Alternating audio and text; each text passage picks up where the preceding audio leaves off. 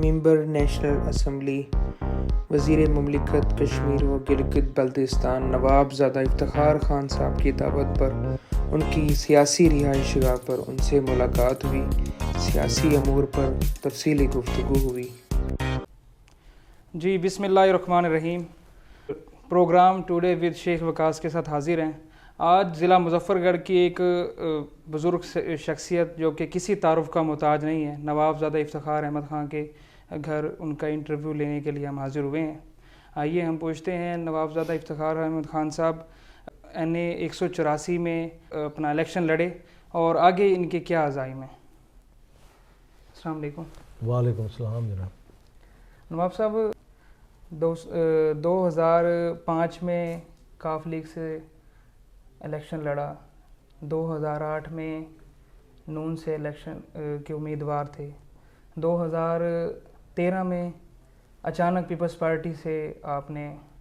Election کا اعلان کر دیا۔ کیسے ایک اپنا سیاست کا آغاز کہاں سے کیا اور آگے کے کیا عزائم ہیں؟ دیکھیں، میں 8 میں آزاد الیکشن لڑا تھا اور 13 میں پیپلز پارٹی کے پلیٹ فارم سے لڑا الیکشن، اور 18 میں بھی پیپلز پارٹی کا پلیٹ فارم، اور انشاءاللہ تعالی یہ جو 23 میں اکتوبر میں الیکشنز ہوں گے، انشاءاللہ تعالی پاکستان پیپلز پارٹی کے پلیٹ فارم سے میں الیکشن کنٹیسٹ کروں گا انشاءاللہ۔ جی دیکھیں، پیپلز پارٹی کا منشور یہ ہے کہ طاقت کا سرچشمہ جو ہے وہ عوام ہے، اور پیپلز پارٹی کا مین فوکس ہی ہمیشہ غریب لوگ رہے ہیں۔ اس میں آپ دیکھیں کہ جتنی بھی اصلاحات اگر بھٹو صاحب کے وقت دیکھیں تو غریب لوگوں کے لیے سارا ہوا، چاہے وہ زرعی اصلاحات ہوئی ہیں، چاہے یہ انہوں نے پولیٹکس کو ڈرائنگ روم سے نکال کے جھونپڑیوں تک اور باہر لے کر آئے وہ سارا۔ تو پیپلز پارٹی کا کنٹریبیوشن بہت زیادہ ہے اس میں، اور آج بھی آپ دیکھیں کہ پیپلز پارٹی یہ جو بے نظیر انکم سپورٹ پروگرام ہے غریب لوگوں کے لیے، غریب خواتین کے لیے، ان کی ہیلپ، اور دنیا اسے ریکگنائز کرتی ہے۔ یو این او نے جو دنیا کے 2-3 بڑے صاف اور شفاف پروگرام اور باعزت طریقے سے جو امداد ہے اس میں اس کا شمار ہوتا ہے کہ دیکھیں خواتین کا اپنا بینک اکاؤنٹ، اپنا ان کا کارڈ، آپ وہ جا کے کسی کے آگے ہاتھ نہیں پھیلاتی، اپنا وہ کرتے، اور یہ ان کی ایک سپورٹ ہے جو گورنمنٹ کی طرف سے ہوتی ہے، اور پیپلز بے نظیر صاحبہ کے نام پر، شہید کے نام پر یہ ہوتا ہے۔ اسی طرح دیکھیں کہ سندھ کے اندر جو کہ ہماری کوشش ہے کہ آئندہ ہم باقی صوبوں میں بھی انشاءاللہ اگر ہماری 23 میں گورنمنٹ آتی ہے تو ہم ادھر بھی لانچ کریں گے۔ آپ نے دیکھا کہ کل چیئرمین بلاول صاحب نے وہاں پر کسان کارڈ لانچ کیا ہے، جس کی مین چیزیں جو ہیں اس میں فرٹیلائزر ہے، اپنا پیسٹیسائڈ ہے اور بیج۔ یہ 3 چیزیں کسان کو جو ہے نا کنٹرول ریٹ پر، گورنمنٹ ریٹ پر اویلیبل ہوں گی، اور رعایت کے ساتھ دی جائیں گی جو رجسٹرڈ کسان ہوں گے۔ وہ بھی بے نظیر انکم سپورٹ پروگرام کے سے وہ کیا جائے گا، ہیلپ کیا جائے گا غریب کاشتکار کو جو 5-7 ایکڑ والا ہے، اس کی امداد کی جائے گی۔ اچھا، اسی طرح بے نظیر مزدور کارڈ وہاں پہ شروع کیا ہے کہ وہ مزدور جو بیچارے کسی حادثے کا شکار ہوئے ہیں یا ان کا مسائل ہے کہ بھی ان کی روزی وغیرہ کا مسئلہ ہوتا ہے، تو انہیں منتھلی ایک مناسب ان کے تعاون کے لیے، تو وہ کہنے کا مقصد یہ ہے کہ پیپلز پارٹی نے ہمیشہ فوکس کیا ہے غریب عوام کی طرف، اور ہمارا جو ہے آج بھی ہمارا فوکس جو ہے وہ غریبوں کی طرف ہے۔ آپ نے دیکھا کہ پچھلے 3-4 روز پہلے جب یہ بے نظیر یہ ڈائنامک رجسٹری کا وہ ہوا تو چیئرمین صاحب نے وہاں پہ اناؤنس کیا، تو اس میں انہوں نے 25% مزید خواتین کو اس میں امداد میں اضافے کا اعلان کیا۔ تو ہمارے یہاں پر خان گڑھ کا یہ تھا کہ جب چیئرمین صاحب الیکشنز میں آئے تھے تو انہوں نے مئی میں جب یہاں پہ خان گڑھ میں ایڈریس کیا تھا تو خان گڑھ کے لوگوں کے ساتھ انہوں نے پرومس کیا تھا کہ جو ہی میرا بس چلا میں اقتدار میں آئے تو ایک تو ہم رقم اس وقت آپ کو یاد ہوگا کہ 3,500-4 ہزار روپیہ تھی، یہ ہم وہ ڈبل کریں گے، اور دوسرا اس کی تعداد میں اضافہ کریں گے گھرانوں کی۔ تو الحمدللہ کل پرسوں جب اس کی چیئرپرسن فیڈرل منسٹر شازیہ مری صاحبہ تشریف لائی ہیں تو وہ مین مقصد ہی یہی تھا کہ چیئرمین صاحب کا وہ جو خانگڑھ اور اس وسیب کے لوگوں کے ساتھ کیا ہوا وعدہ تھا وہ پایا تکمیل تک اسے کرنا تھا، اور وہ اللہ کے فضل سے ان کا وعدہ وفا ہوا ہے، اور خانگڑھ میں یہ آفس بھی کھل گیا اور تعداد بھی بے اضافہ بھی ہو رہا ہے، اور ان کی جو ہے وہ جو ان کی امداد تھی اس میں بھی اضافہ ہو کے اب تقریباً 25% مزید اضافے کے بعد میرے خیال اب 9,000 روپیہ خواتین کو ملے گا۔ جی نواب صاحب، 2018 میں الیکشن آپ جیتے، 2018 سے 2023 تک آپ ابھی تک MNA ہیں، آپ نے حلقے کے عوام کے لیے کیا ایسی چیزیں کی ہیں جس میں عوام آپ کو آئندہ الیکشن میں ووٹ دے سکے؟ دیکھیں، جب میں منتخب ہو کے آیا تو پہلے تو ہمارا جو تھا تقریباً 3.5-4 سال ہمارے اپوزیشن میں گزر گئے، وہاں پر کوئی فنڈنگ کوئی ہمارا وہ نہیں ہو رہا تھا، مگر ہم نے اسمبلی میں اپنے علاقے کے لیے آواز میری سپیچز سوشل میڈیا پہ بھی دیکھی ہوں گی جو اسمبلی کے اندر میں نے کی، اپنے حلقے کے مسائل کو، یہاں پر میڈیکل کالج کا، یہاں پہ یونیورسٹی کے لیے، یہاں پر خاص طور پہ ہماری یہ جو روڈ ہے یہ ڈبل، یہ آپ کو یاد ہوگا کہ 92 میں جب فلڈز آئے تھے تو یہ ختم ہو گئی تھی، بلکہ یہ اس وقت جیپیبل بھی نہیں رہی تھی کہ روز ٹرک بیٹھ جاتے تھے اور یہ دلدل ٹائپ ہو گئی تھی ساری، اور بسیں پھنسی ہوئی تھی، ٹریفک جام ہوتی تھی۔ تو یہ نواز رسول اللہ خان صاحب نے اس وقت پرائم منسٹر بے نظیر صاحبہ کو کہہ کے، اور میاں منظور بھٹو صاحب CM تھے پنجاب کے، انہیں کہہ کے یہ ساری مظفر گڑھ سے لے کر اسے یہ خانگڑھ تک سارا یہ روڈ جو تھا یہ ختم ہو گیا تھا۔ اس کی 3-3 4-4 فٹ اس کی کھٹائی کرا کر یہ فلنگ کرائی گئی تھی پتھر کے ساتھ، اور اس کی وائڈننگ کرائی گئی تھی، اور یہ روڈ انہوں نے بنوایا تھا۔ اس کے بعد پھر 27-28 سال ہو گئے ہیں، کسی نے اس کے اوپر توجہ نہیں دی، یہ وہی روڈ چل رہا تھا، نہ کبھی اس کی ریپیئر نہ کوئی، اور اب تو جو بہت افسوسناک بھی ہے کہ یہ قاتل روڈ کے نام سے مشہور ہے، اور یہاں پر روز حادثے، اور میں اسمبلی میں بھی میں نے بار بار میں نے کہا انسانی ہمدردی کے بنیاد پر بھی آپ کو اس کے اوپر توجہ کرنی تھی، مگر خیر حکومت مخالف تھی تو انہوں نے نہیں اس کا وہ کیا۔ تو اب جب کہ ہمارا یہ گورنمنٹ والا حساب آیا ہے تو اس میں وہ چیزیں دیکھیں کہ آپ بجلی کے جو ہمارے مسائل تھے اس میں اگر آپ صرف ایک کو اٹھا لیں کہ اس وقت جب نواز صاحب کے وقت ہم نے یہاں پر نواز صاحب نے گریڈ سٹیشن یہ کرایا تھا، تو شاید آپ اس وقت بہت چھوٹے ہوں گے کہ بزرگوں سے اگر آپ پوچھیں تو بجلی جو ہے یہ مظفر گڑھ سے آتی تھی، تقریباً 15-20 کلومیٹر یہاں سے دور تھا، تو جو بجلی آتی تھی تو وہ کھیتوں اور ان میں باغوں میں سے آتی تھی، درختوں کا سہارا ہوتا تھا، ذرا سی آندھی آئی، ذرا سا کوئی بارش ہو گئی تو کہیں پول گر گیا، کہیں درخت گر گئے تاروں کے اوپر، کئی دن یہاں خانگڑھ میں بجلی نہیں ہوتی تھی، اور یہ ہمارے پرابلمس تھے۔ پھر اتنی دور سے بجلی کا آنا، ہمارا یہاں پہ وولٹیج کا پرابلم ہوتا تھا، ہمارا چیزیں جل جاتی تھیں، لوگ بہت پریشان تھے، تو اس کے لیے محترمہ شہید سے نواز صاحب نے کہہ کے یہاں کا خانگڑھ کا علیحدہ گریڈ سٹیشن کرایا، اور اس سے ہمیں ایک موقع ملا کہ ہم نے پورے اپنے اس وسیب کے اندر ایک بجلی کا جال بچھا دیا بستیوں کا سارا۔ اب اس وقت جو بستی 20 گھروں پر مشتمل تھی، اس وقت آج کل تو نہیں آتے یہ، آج کل تو 25 کا ٹرانسفارمر آتا ہے اور اس سے اوپر، اس وقت 15 کے بھی آتے تھے، 10 کے بھی ٹرانسفارمر، تو وہ ان 10-20 گھروں کے لیے ہم نے وہ ٹرانسفارمر لگائے۔ اب جو بڑا افسوسناک یہ ہے کہ آج وہ بستیاں 15-20 گھروں والی وہ 200 گھروں پر چلی گئی ہیں، مگر ٹرانسفارمر وہی 15-20 کا ٹھہرا ہے وہاں پہ، 10 کا 15 کا ٹرانسفارمر۔ تو میرے لیے یہ مسئلہ تھا کہ سب سے پہلے وہ اوور ہالنگ، میں نے وہ سینکڑوں کی تعداد میں ٹرانسفارمر جو ہیں وہ ریپلیس کرائے وہاں پر، جو LT وہ کیونکہ اس وقت ایک محدود 10-15 گھروں کے لیے وہ تاریں ہوئی تھیں، پھر جب وہ بستیاں بڑھیں آگے تو وہ بیچارے تاریں کہیں کہ جن کے ساتھ لائن لاسز آتے تھے اور بجلی کا وہ ڈراپ ہوتا تھا، وولٹیج ڈراپ ہوتی تھی، تو اس کا کوشش کی کہ LTs وغیرہ کا ہم وہ حساب کریں اور اس کا سارا سٹرکچر بدلوایا، پورا ایک سسٹم اوورہال مجھے کرنا پڑ گیا،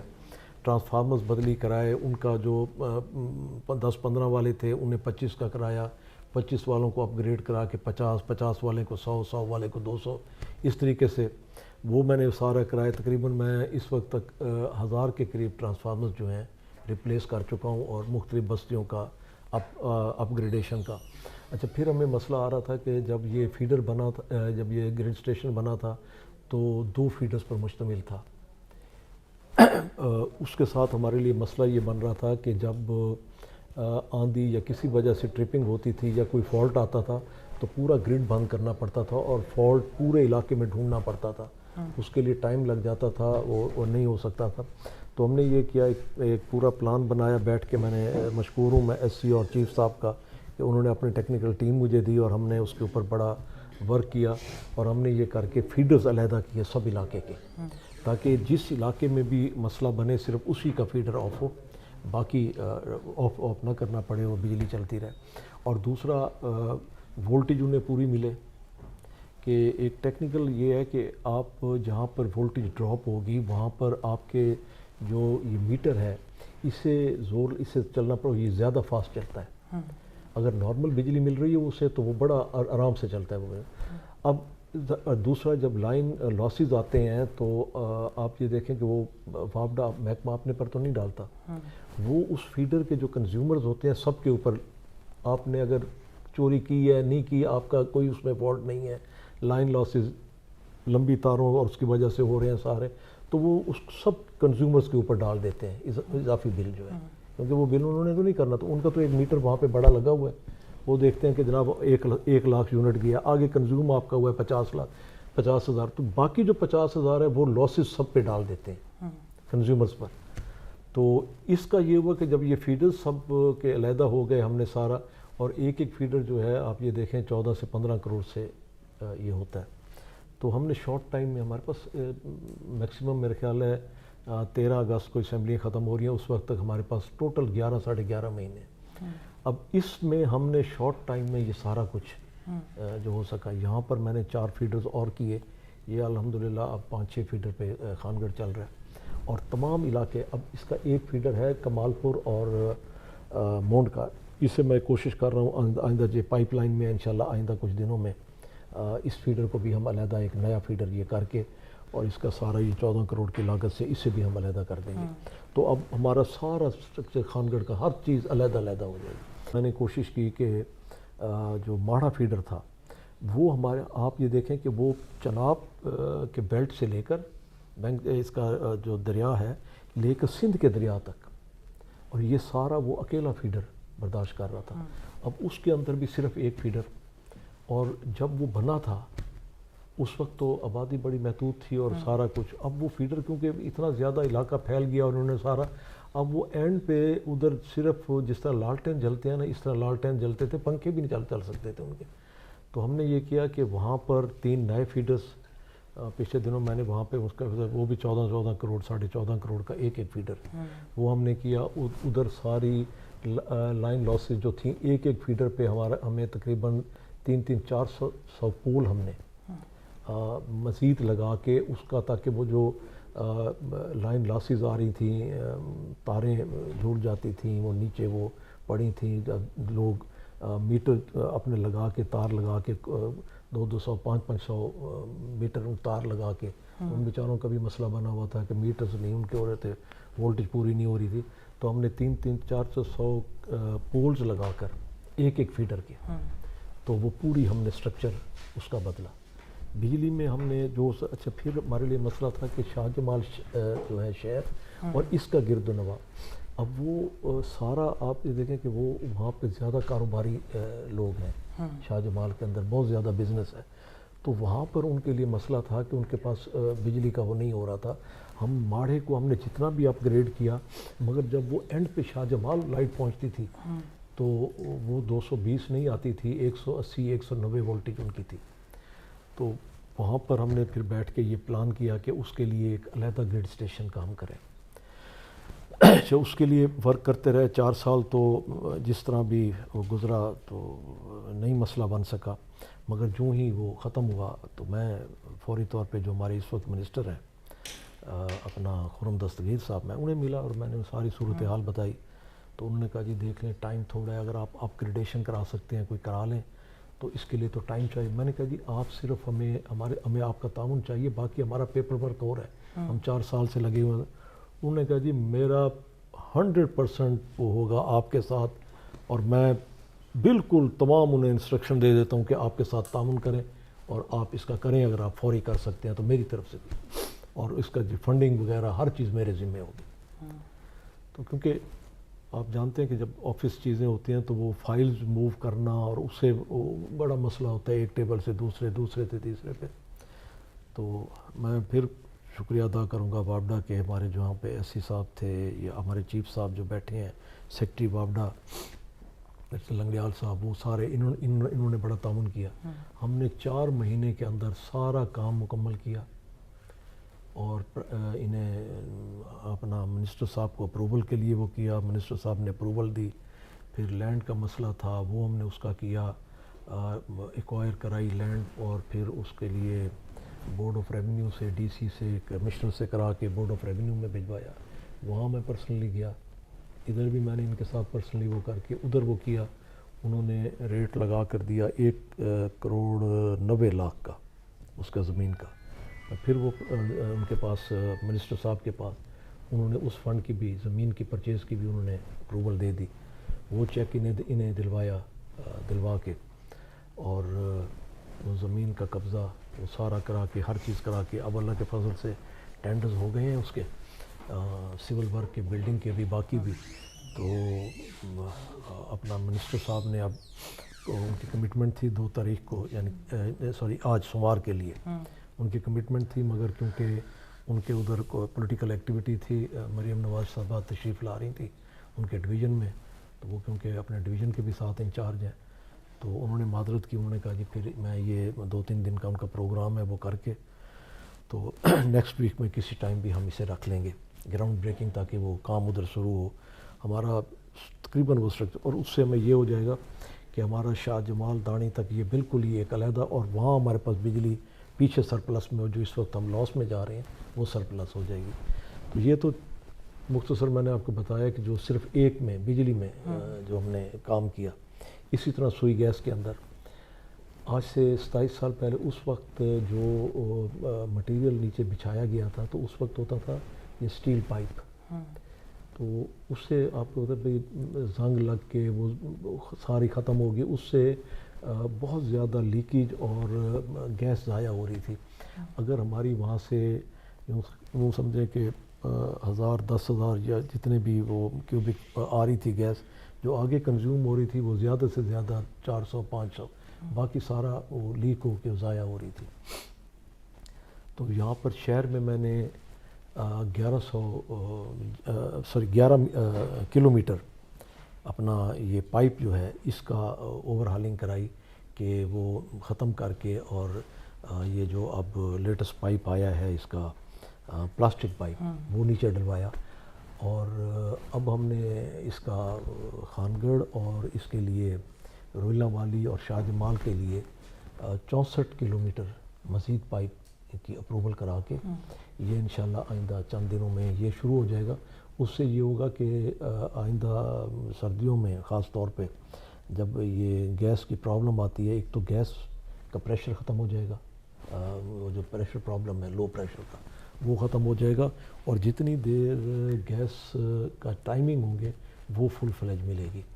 اور اسی طرح ان کے وہ جو پمپنگ سٹیشنز ہیں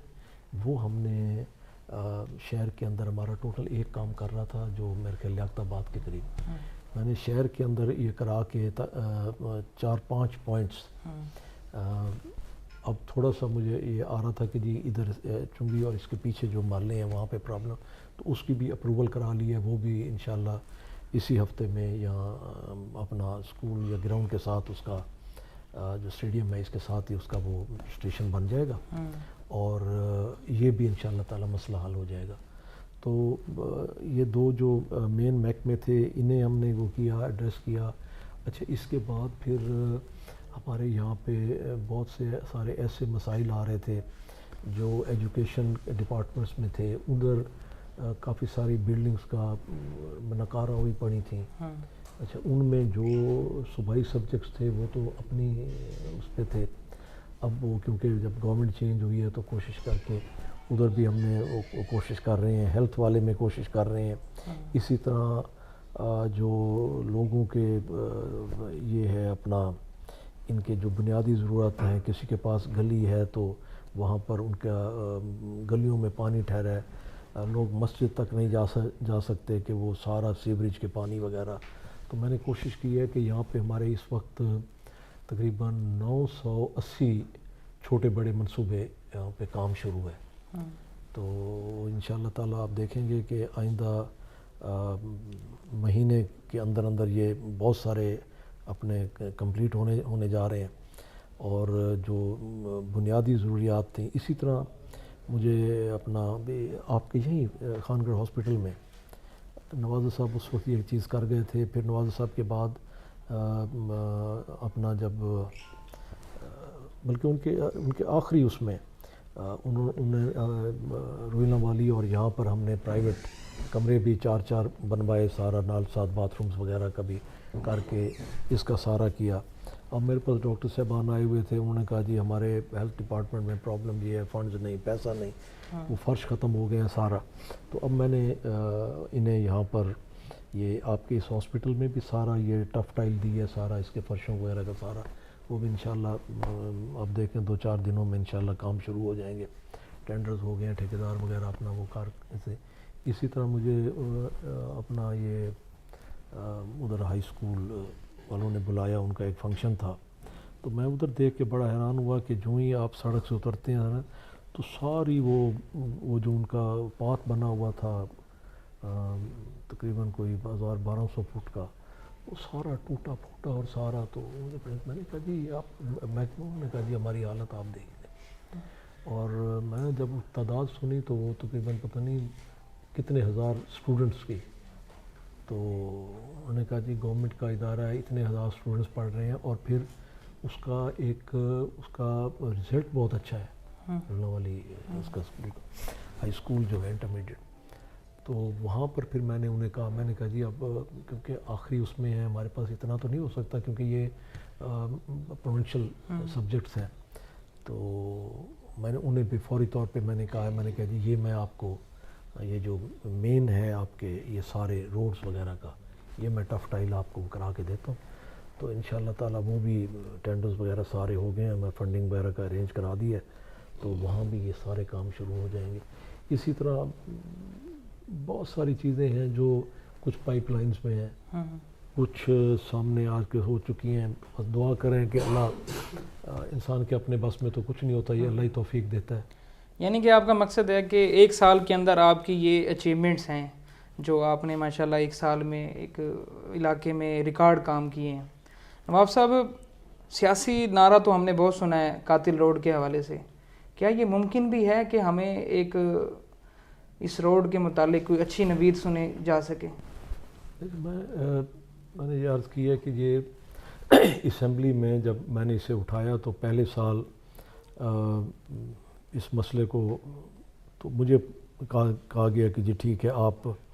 NHA والوں کے ساتھ بیٹھیں اور اس چیز کا وہ کریں. تو جب NHA والوں کے ساتھ ہم لوگ بیٹھے تو انہوں نے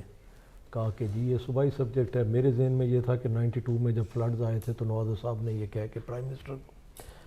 تو اس پہ ہمارا بڑا لے دے رہا. بالآخر خط و کتابت بھی ہوئی سارا. بالآخر انہوں نے پرائم منسٹر آفس سے پچھلا ریکارڈ میں سے وہ لیٹر انہوں نے نکلوایا جو پرائم منسٹر صاحبہ نے، محترمہ شہید نے چیف منسٹر پنجاب کو لکھا تھا کہ جی اس طرح مجھے اپروچ کیا ہے نواز صاحب نے کہ ہمارے بزرگ ہیں، آپ مہربانی کریں اپنے اسپیشل فنڈ میں سے ایلوکیشن کریں کہ یہ صوبائی سبجیکٹ ہے آپ کا، مظفر گڑھ ٹو خانگڑھ روڈ کو آپ وہ کرا کے دیں. تو انہوں نے کہا جی یہ دیکھیں یہ ثبوت ہے، یہ پروونشل سبجیکٹ ہے، پروونشل ہائی وے ہے، لہٰذا ہمارے پاس نیشنل ہائی وے میں یہ نہیں آتی. تو پھر وہ ادھر ہمارا بس نہیں تھا اپنا پروونشل اس میں. تو اب دعا کر رہے ہیں کہ اللہ کرے ہماری گورنمنٹ اگر آ جاتی ہے 23 میں اور صوبے میں بھی ہمارا حساب بن جاتا ہے تو انشاءاللہ تعالی ہماری پرائورٹی ہوگی. اور پہلے بھی یہ اللہ کے فضل سے اچھا یہ چیز ہوتی ہے کہ جی یہ اللہ تعالیٰ کی طرف سے ہوتا ہے کہ اللہ ہی توفیق دیتا ہے، انسان کے اپنے بس کی بات نہیں ہوتی. آپ دیکھیں کہ یہاں پر بجلی گریڈ اسٹیشن بنے ہیں, گیس آئی ہے, نیشنل بینک, زرعی بینک, سپرز بنے ہیں, جو کچھ ہوا ہے یہاں پہ. آپ کے پاس ایک گرل سکول تھا, دوسرا گرل سکول بنا, یہ آپ کے کالجز بنے, سارا کچھ. یہ اللہ تعالیٰ نے ایک ہمیں یہ توفیق دی اور اسی نے ہمیں یہ اس قابل بنایا کہ ہم نے یہ اپنے علاقے کی خدمت کر سکے. ہمارے علاوہ آپ دیکھ لیں کہ اور بھی تو لوگوں نے, انہیں بھی آزمایا دوسرے لوگوں کو کہ انہوں نے اس علاقے کے لیے کیا کیا, ووٹ لے کے چلے گئے, انہیں انٹرسٹ نہیں تھا یہاں کے علاقوں کے ساتھ. ہمارا یہ وسیب ہے, ہمارا گھر ہے, ہمارے بچوں نے, ہماری نسلوں نے یہاں پہ رہنا ہے, تو ہماری سوچ تو صرف یہی رہے گی. قاضیہ مری صاحبہ نے بھی اس میں بڑی بھرپور ایک جارحانہ انداز میں تقریر بھی کی اور اعلان بھی کیا. یونیورسٹی بھی سر ایک ہمارا بڑا دیرینہ مطالبہ رہا ہے. کیا سمجھتے ہیں کہ یونیورسٹی کے معاملے میں سر ضلع مظفر گڑھ کے ٹوٹل MNAs کوشش کر کے یہ تو سر ہمارے مظفر گڑھ کے لیے کوشش کر سکتے ہیں؟ آپ نے بجا فرمایا. گزارش یہ ہے کہ اگر آپ اسمبلی میں میری اسپیچز دیکھ لیں تو میں نے وہاں پر صرف یہ نہیں کہ میں نے صرف اس روڈ کے مسئلے کو اٹھایا, میں نے یونیورسٹی کو بھی, میں نے میڈیکل کالج کے لیے بھی وہاں آواز اٹھائی ہے. آپ یہ دیکھیں کہ یہ لوگ ہم پہ کوئی احسان نہیں کریں گے, اور پھر اگر یہاں یونیورسٹی یا یہاں پہ ہمیں میڈیکل کالج, ہمارے پاس آلریڈی اس کا جو ہے نا, جس سے آپ کہہ سکتے ہیں کہ کسی کے را مٹیریل موجود ہے. سردار کورے خان جتوئی مرحوم اللہ انہیں جنت نصیب کرے, وہ ایشیا کی میں سمجھتا ہوں کہ سب سے بڑی ڈونیشن جو ہے ایشیا میں ایجوکیشن کے لیے وہ کر کے گئے ہیں. میرے خیال 11,000 ایکڑ زمین وہ اپنی کہ یہ مظفر گڑھ کے لوگوں کو ایجوکیشن کا وہ دیا جائے, اس زمین کے ساتھ کہ انہوں نے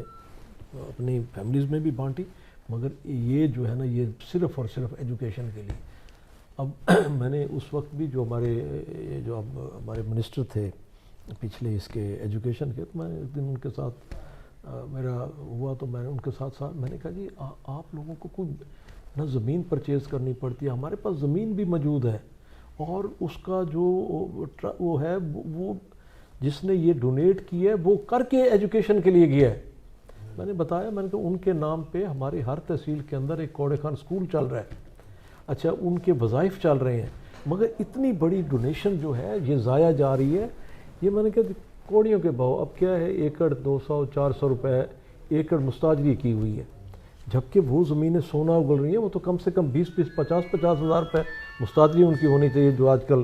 ریٹ جا رہا ہے شوگر کین کا اور باقی سب چیزوں کے. تو میں نے کہا اس سے ایک انٹرسٹ بڑھ جائے گا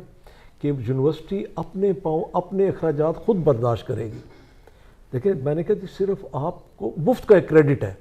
آپ کو جائے گا کہ جی فلاں گورنمنٹ نے دیکھیں جی مظفر گڑھ میں یونیورسٹی دے دی. اگر وہ لوگوں کی اپنی ایک سوچ ہے, انہوں نے نہیں اس طرف. سر 2023 کے الیکشن کا اعلان تو ہو چکا ہے پنجاب میں اور خیبر پختونخوا میں, ہوتے ہوئے نظر آ رہے ہیں آپ کو؟ صدر کی ایڈوائز ہے کہ اب سوال, اب میری پوزیشن یہ ہے کہ میں ایک طرف گورنمنٹ کا حصہ ہوں اور اب میری اپنی پارٹی بھی ہے. دیکھیں آپ کی جو جوڈیشری ہے, ہائر فورم ہے سپریم کورٹ, انتہائی قابل احترام ہمارے چیف جسٹس صاحب نے یہ جو کیا ہے, فیصلہ دیا ہے. تمام ان کے بعد اور پھر یہ ایک علیحدہ بحث ہے کہ وہ بینچ کس طرح بنا اور کیا تھا اس کے نیچے, اس کے پیچھے کیا وہ تھا. بہرحال آنریبل چیف جسٹس صاحب کا حکم ہے کہ الیکشنز ہونے چاہیے. میری اپنی as a Peoples Party worker, میں ایک ادنا سا ورکر ہوں اپنی پارٹی کا, ٹھیک ہے, اس گورنمنٹ کا میں منسٹر ہوں. جہاں تک میری اپنی سوچ ہے, ہمیں اپنے آئین کے ساتھ ٹھہرنا چاہیے. ہمیں 90 ڈیز میں جو آئین کہتا ہے اس کے الیکشنز, مگر ہم گورنمنٹ کا حصہ ہیں, جو گورنمنٹ کا ہوگا تو ہم وہ. نواب صاحب کے جانے کے بعد آپ کا نواب صاحب سے کیا انسپریشن ہے؟ آپ کیا سمجھتے ہیں رول ماڈل آپ کا کون ہے؟ دیکھیں وہ میرے والد بھی تھے اور میرے اپنا جو ہمارا پولیٹکس کے اندر آپ استاد کہہ سکتے ہیں وہ بھی. تو انسپریشن تو ساری انہی سے لی اور کوشش ہے کہ انہی کے نقش قدم پر چلتے ہوئے ہم جہاں دوسرے مسائل وہ اپنا ملکی مسائل اور انٹرنیشنل مسائل میں بھی جو اپنی ہمارے سے کنٹریبیوشن ہو سکتی ہے وہ ضرور کریں، مگر اس کے ساتھ ساتھ اپنے علاقے کو بھی اگنور نہ کریں. نواز صاحب نے ساری زندگی اوپر مگر 3-3.5 سال حکومت کا حصہ رہے، اسی میں انہوں نے اپنے علاقے کو نہیں بھولے. وہ اسی دور میں آپ نے دیکھا یہاں پہ گرڈ اسٹیشن بنے، یہاں پر بجلی کا وہ ہوا، جال بچھا، یہاں پر سوئی گیس آئی، یہاں پر زرعی بینک آیا، نیشنل بینک آئے، دوسرے ڈپارٹمنٹس یہاں پر آئے، یہاں پر وابڈا کے آفس، اچھا امپلائیز سینکڑوں گھرانوں کو یہاں پر جاب ملا. آج بھی آپ دیکھیں کہ اللہ کے فضل سے جب یہ خاص طور پہ اس ایریاز کے جو آپ کے سب ڈویژنز ہیں، جب یہاں پہ یونین کے الیکشنز ہوتے ہیں تو آپ کا گروپ خانگڑھ کا گروپ ڈومینیٹ کرتا ہے، چاہے وابڈا ہو، چاہے سوئی گیس ہو. اسی طرح نیشنل بینک میں آپ دیکھ لیں، اسی طرح آپ ایجوکیشن میں دیکھ لیں، باقی ڈپارٹمنٹس میں دیکھ لیں، زرعی بینک کے اندر آپ دیکھ لیں. تو یہ تمام جابز جو تھیں یہ ساری اپنے علاقے کے لوگوں کے لیے، اور آپ نہیں کہہ سکتے کہ کوئی کہ ان سینکڑوں میں سے نواب فیملی میں کو اگر کوئی ایک جاب یا 2 دی گئی ہوں، سب اپنے علاقے اپنے وسیب کے لیے سارا کیا. سر آپ کا سیاسی جانشین آپ نے کسے مقرر کیا ہے؟ آپ کے نوابزادہ عمران خان صاحب بھی ہیں، عدنان خان صاحب بھی ایکٹیو ہیں سیاست میں. دیکھیں یہ ہوتا ہے کہ انٹرسٹ کے اوپر جو بچہ انٹرسٹ لیتا ہے سارا، اور اللہ کے فضل سے 3 بیٹے ہیں، ایک ادھر جاب کر رہا ہے اسلام آباد میں چھوٹا بیٹا. عمران جو ہے وہ تمام اسے لک آفٹر کرتے ہیں یہاں کے تمام معاملات کو. اسی طرح عدنان جو ہے وہ سارا اسلام آباد اور ادھر لک آفٹر کرتے ہیں. تو ایک جوائنٹ کمبینیشن اور ٹیم ورک ہوتا ہے. تو بغیر ٹیم کے تو نہیں چل سکتا بندہ. تو ایک ٹیم ورک ہے، اور تمام معاملات کے یہاں جتنے بھی مسائل فیس کرتا ہے نوازادہ عمران، وہ ادھر عدنان سے بات کرتا ہے کہ یہ چیزیں ہیں بھی یہ کراؤ، وہ وہاں سے سارا کرا کے وہ اسے یہاں پہ انفارم کرتا ہے کہ یہ چیزیں کرا دی ہیں، اب آپ اس طریقے سے اسے وہ لے کر چلیں. تو ایک ٹیم ورک ہے اور انشاءاللہ تعالیٰ کی رہے گی. آصف علی زرداری صاحب سابق صدر رہ چکے ہیں، سیاست کا انہیں ایک مضبوط ستون بھی سمجھا جاتا ہے، اور ان کے متعلق مشہور بھی ہے ایک زرداری سب پہ بھاری. اور اپوزیشن میں ہوں یا حکومت میں ہوں وہ ہر جگہ اپنا ایک گرفت رکھتے ہیں. اس کی کیا وجوہات ہیں؟ دیکھیں زرداری صاحب کے بارے میں یہ نعرہ لگتا ہے کہ ایک زرداری سب پہ بھاری، جبکہ وہ بلیو نہیں کرتے اس پہ. وہ کہتے ہیں ایک زرداری سب سے یاری. اور میرا خیال ہے کہ پاکستان کی ہسٹری میں اتنا مظلوم آدمی نہیں آیا ہوگا کہ اس سے جب اس کی پیچھے چلے جائیں، آپ ہسٹری دیکھیں کہ ایک وہ آدمی کہ جس طرح اس کے اپنے مخالف، اب وہ فمیدہ مرزا صاحبہ یا ان کے ذوالفقار مرزا ان کے خامند، وہ سارے پیپلز پارٹی سے تعلق، اب وہ ڈیڈلی مخالف ہیں. اور تو اس نے بھی اپنے انٹرویوز میں اس بات کا اقرار کیا. اس نے کہا جی جب ہم اسکول میں پڑھتے تھے تو ہم سارا دن انتظار کرتے تھے کہ جناب کب چھٹی ہوگی اور کب ٹک شاپ کے اوپر بھی یہ آصف آئے گا اور پھر جتنے ہم دوست ہیں ہمیں سب کو انٹرٹین کرے. تو وہ جدی پشتی ایک رئیس بھی تھے، مگر اس کا جرم صرف یہی تھا کہ جب اس کی محترمہ کے ساتھ منگنی ہوئی تو وہاں سے اس کا کرائسس شروع ہوا، اور اس نے جس حوصلے اور ہمت کا مظاہرہ کیا. 14 سال ایک آدمی کو آپ جیل میں رکھیں اور ڈیمانڈ آپ کی یہی ہو کہ اسے چھوڑ دو، اسے ڈائیورس دے دو، تو یہ بڑا حوصلے کی بات ہے. اور جتنا اس شخص نے، اور پھر جتنا اس میں یہ ہے حوصلہ ہے درگزر کا. ان لوگوں نے، ہم وہاں پہ بیٹھے ہوتے ہیں، بلکہ ایک صاحب آئے تو وہ زرداری صاحب ادھر بیٹھے تھے تو بڑا اٹھ کے بڑا اسے ملے. تو ایک میرے ساتھ ایم این اے بیٹھے تھے, ہمارے دوست میرے کولیگ ہیں سندھ سے, تو مجھے کہتے ہیں ادا یہ آپ جانتے ہیں اس بندے کو کون ہے؟ جسے زرداری صاحب کی طرح پرتپاک مل رہے تھے. میں نے کہا نہیں. کہتے ہیں یہ سینیٹر ہیں اب, اور یہ وہ آدمی ہے جس نے زرداری صاحب کی زبان کاٹی تھی اور ان کی گردن پہ وہ کر کے نا انہیں وہ کیا تھا, شکنجا دے کے, اور ان کی ساری وہ یہ سارے ٹانکے لگے ہوئے ہیں اور زبان 9 ٹانکے لگے ہیں. اس نے کہا یار اس آدمی کا حوصلہ دیکھو. سر پی ڈی ایم کی حکومت اس وقت موجود ہے. 2023 میں Pakistan Peoples Party P D M کے پلیٹ فارم سے مشترکہ الیکشن لڑے گی یا پھر اپنا علیحدہ ایک؟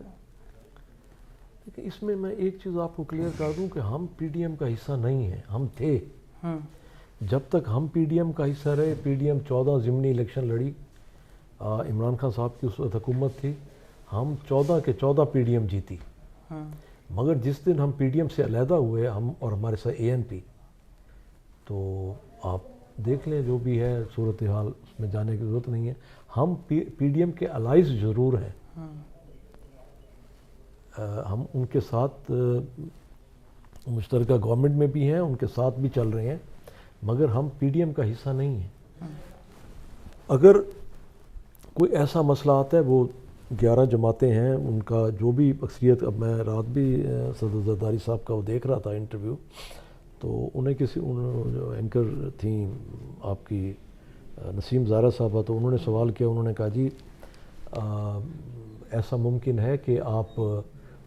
گورنمنٹ سے علیحدہ ہو جائیں یا ان سے؟ تو انہوں نے کہا کہ میں زندگی میں نے کبھی ایسا نہیں کیا کہ کسی کے ساتھ 2 قدم چلاؤں اور راستہ بدل دیا.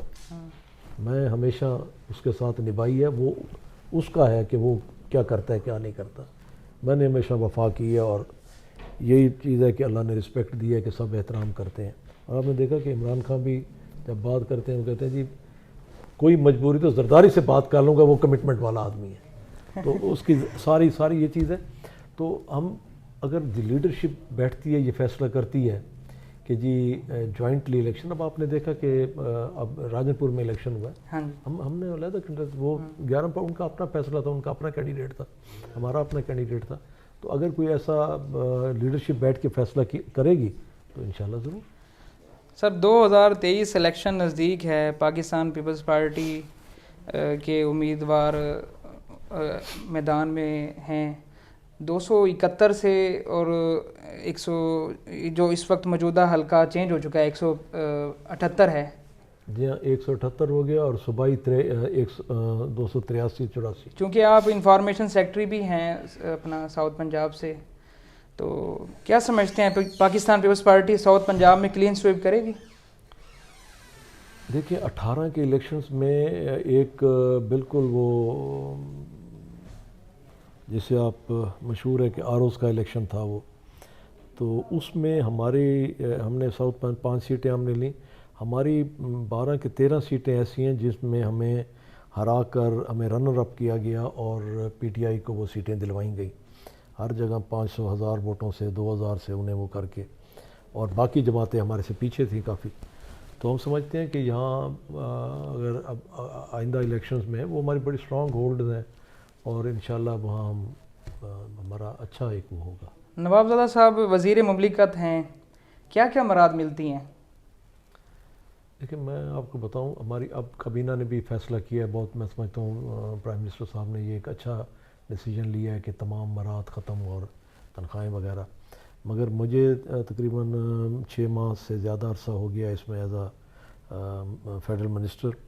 تو میں آپ کو یہ بتا دوں کہ جب ہم نے یہ اوتھ لیا تھا, اس سے پہلے بھی میں نے یہ چیز دیکھی کہ ہمارے جو چیئرمین ہیں بلاول صاحب, جب انہوں نے اوتھ لیا تھا تو انہوں نے پہلے یہ چیز کی کہ انہوں نے تنخواہ اپنی, مراد اور جو فورن وزٹ ہیں سارے وہ انہوں نے خود, اور اپنا سٹاف کا خرچہ بھی سب وہاں ہوٹلز میں سٹے وغیرہ سارا انہوں نے. تو میں اس چیز سے بھی تھوڑا سا وہ تھا. پھر ملکی حالات بھی سارے یہ تھے. تو میں نے جس وقت میں نے اوتھ لیا تو سب سے پہلے جو میں نے اپنے سٹاف سے بات کی, میں نے کہا بھائی میرے تنخواہ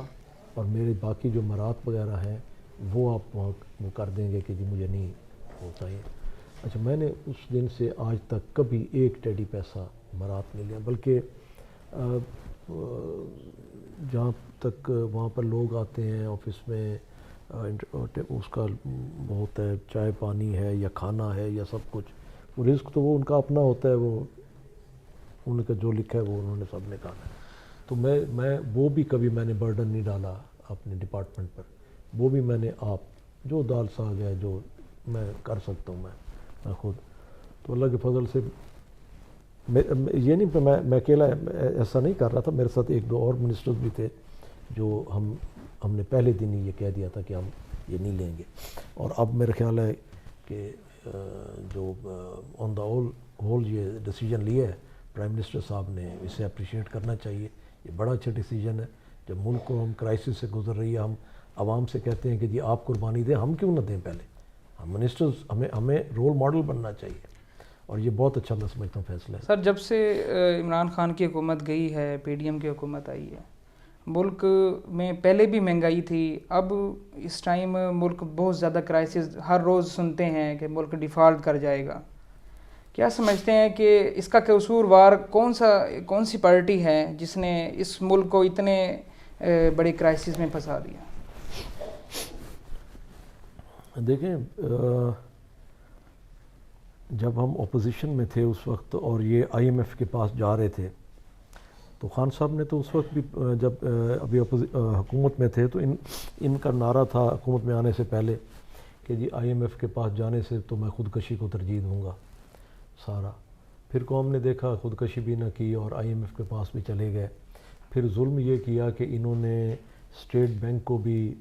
علیحدہ وہ کر کے، گورنمنٹ سے علیحدہ کر کے، پھر اس حد تک کر دیا کہ آئی ایم ایف کے کہنے پر کہ جی قانون سازی اور بلڈوز کر کے کاؤنٹنگ بھی، اور جتنا ہم نے پروٹیسٹ کر سکتے تھے ہم نے اسمبلی کے اندر اسمبلی کے باہر پروٹیسٹ کیا، انہوں نے زبردستی وہ کر کے کہ جی وہ چیلنجیبل بھی نہیں ہوگا یہ سب کچھ، اور ہم کہتے رہ گئے کہ جناب یہ 22 کروڑ نمائندہ عوام کا ہاؤس ہے، آپ اس میں ہمیں لوگوں نے کس لیے بھیجا ہے؟ کم سے کم آپ بتائیں، قوم ہمیں بتائیں کہ یہ آپ معاہدہ جو کرنے جا رہے ہیں کیوں خفیہ رکھا ہوا ہے، یہ سامنے لے کر آئیں، اس کے اوپر ڈیبیٹ کرائیں کہ اس میں سے کون سی چیز قابل قبول ہے، کون سی نہیں۔ دیکھیں، ہم یہ نہیں کہتے کہ باقی گورنمنٹس نہیں گئیں، 2008 میں پاکستان پیپلز پارٹی گئی ہے، مگر کیا پاکستان پیپلز پارٹی نے عوام کو چھوڑ دیا تھا؟ 2008 میں ہم یہ آئی ایم ایف کی جو اب ان کے لیے شرائط تھی وہی شرائط ہمارے لیے بھی تھی، مگر ہم نے اپنی اس کے اوپر، کیونکہ ہمیں پتہ تھا کہ ہم نے عوام سے آئے ہیں اور ہم نے واپس عوام کی طرف جانا ہے، انہیں یہ تھا کہ ہم تو سلیکٹڈ ہیں اور ہمیں پھر بھی جو سلیکٹرز ہیں انہوں نے ہمیں لے کر آنا ہے، ہمیں اس چیز کی نہیں۔ پیپلز پارٹی جب گئی تو پیپلز پارٹی اس نے عوام کو بے نظیر انکم سپورٹ پروگرام دیا، اسی میں اس نے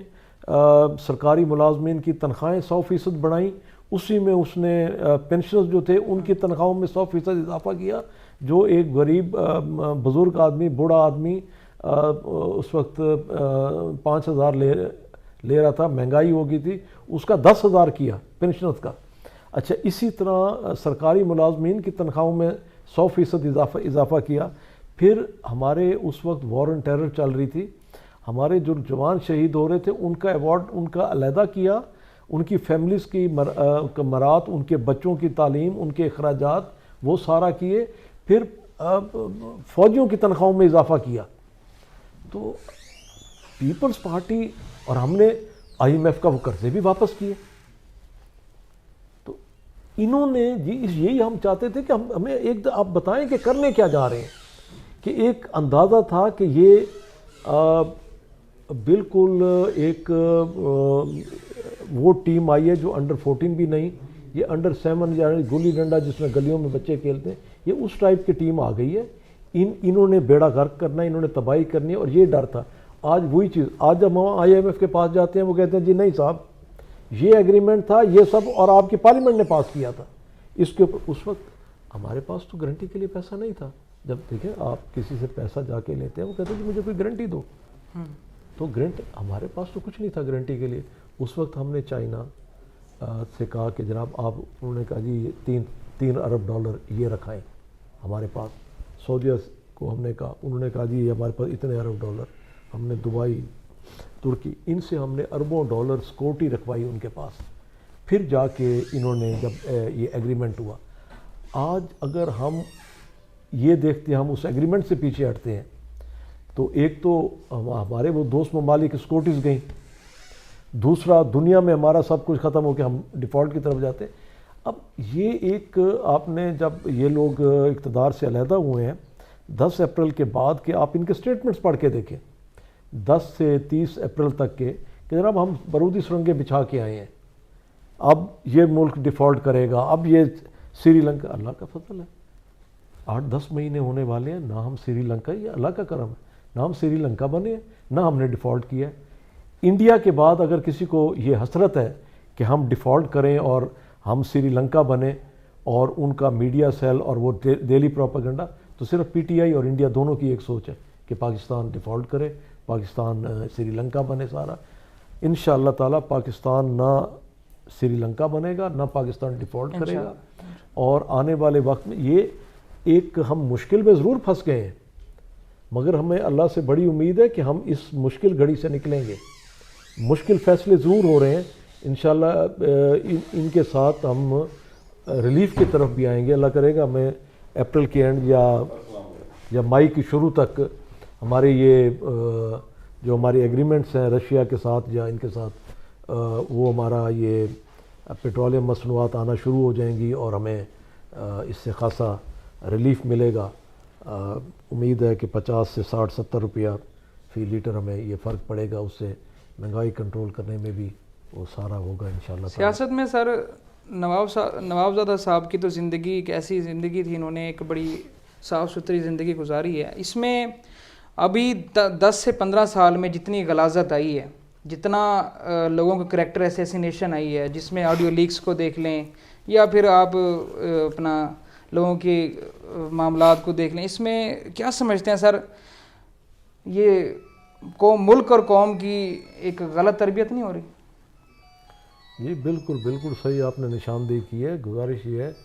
कि ये जो फैक्टर जो है, जो अब इसमें इंजेक्ट किया गया, टीका लगाया गया पॉलिटिक्स के अंदर, इंतहाई गलाजत, इंतहाई गिरा हुआ, और ये नौजवान नस्ल को इसने तबाह करके रख दिया। और ये गाली गलोच की पॉलिटिक्स पहले नहीं थी, अगर थी तो 2-4% इससे ज़्यादा नहीं थी, और लोग भी बुरा मनाते थे कि यार देखो एक तरफ एक शरीफ आदमी है, उसका लैंग्वेज ये है, एक तरफ ये आदमी है, इसके तो ये लोगों की एक सोच है। मगर जब से ये एक जमात आई है, ये एक ऐसा फितना आया है कि इसने आकर माशरे को तबाह किया है,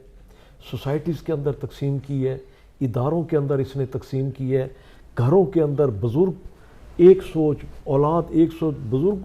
और नौजवान नस्ल को बुज़ुर्गों के ख़िलाफ़। तो ये जो एक माइंड सेट ये लेकर आए हैं, और इस माइंड सेट के पीछे जो लोग हैं, मैं समझता हूँ कि वो भी रोज़ क़यामत इस कौम के जवाबदेह होंगे, और अल्लाह के सामने भी जवाबदेह होंगे कि उन्होंने ये जो जहर भरा है इस कौम के अंदर, इस मुल्क के अंदर, ये नाकाबिल माफ़ी जुर्म है, मैं समझता हूँ। सर 5 शख्सियात हैं, आखिरी सवाल है उसके हवाले से मैं आपको कोई कमेंट्स, जनाब जुल्फ़िकार अली भुट्टो साहब के हवाले से कोई आपका कमेंट्स हो? कि उनका मैं समझता हूँ कि जो सबसे बड़ा उनका कारनामा है, जो मैं मेरे अपने उसमें, कि सैयद आला शाह बुखारी साहब ने फरमाया था कि जो ख़त्म नबूवत का मसला हल करेगा वो बाइश्ती है, और मैं भी उसके लिए वो करूँगा। तो मेरा ख़्याल है कि ये सबसे बड़ा क्रेडिट है जुल्फ़िकार अली भुट्टो साहब का, कि उन्होंने ये जो एक फितना था, एक ये चला आ रहा था, उसे उन्होंने ख़त्म किया, और उसकी वजह करके ही उनके फांसी का डिसाइड किया गया और वो की गई। उसके अलावा उनके बहुत सारे कारनामे हैं, और ये 73 का आइन, जिसे आप यूँ समझें कि आप समझते हैं कि इसी आइन ने हमें मुत्तहिद रखा हुआ है, और इसी आइन को हमारे तमाम इदारे फॉलो करते हैं, और सारा ये एक जो ये भी उनका कारनामा है। इसी तरह बहुत सारे उनके वो हैं। लियाकत अली खान साहब, देखिए उनकी पाकिस्तान के स्ट्रगल के लिए बड़ी कंट्रीब्यूशन है। ये हमारी बदकिस्मती कि अल्लाह ने उन्हें मौका ना दिया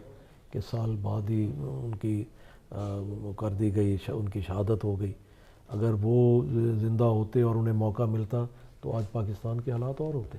میاں محمد نواز شریف صاحب، میاں صاحب کی سٹرگل خاص طور پہ جو آج جمہوریت کے لیے کر رہے ہیں، میں سمجھتا ہوں کہ ان کا بڑا کریڈٹ جاتا ہے اس پہ. قائد اعظم محمد علی جناح، اس پر تو میرے خیال ہے کوشچن کرنا ہی بڑی عجیب بات ہے. آخر میں سر بابا قوم کے بارے میں اگر ہم کہیں قائد سر آخر میں اپنی قوم کے لیے، نوجوان نسل کے لیے آپ کوئی پیغام دینا چاہیں؟ جب میں نوجوانوں سے یہ امید رکھتا ہوں کہ وہ اپنے ملک کے بارے میں سوچیں، اپنے مستقبل کے بارے میں سوچیں، اور یہ جو انارکی کی سیاست ان لوگوں سے دور رہیں جو انہیں گالی گلوچ، بدتمیزی، بد تہذیبی کی طرف مائل کر رہے ہیں اور بے راہ روی کی طرف. اس سے نکل کے اپنا فیوچر کے بارے میں، اور کل کو انہی نے سنبھالنا ہے. آپ اگر وہ سارا اٹھا کے دیکھیں کہ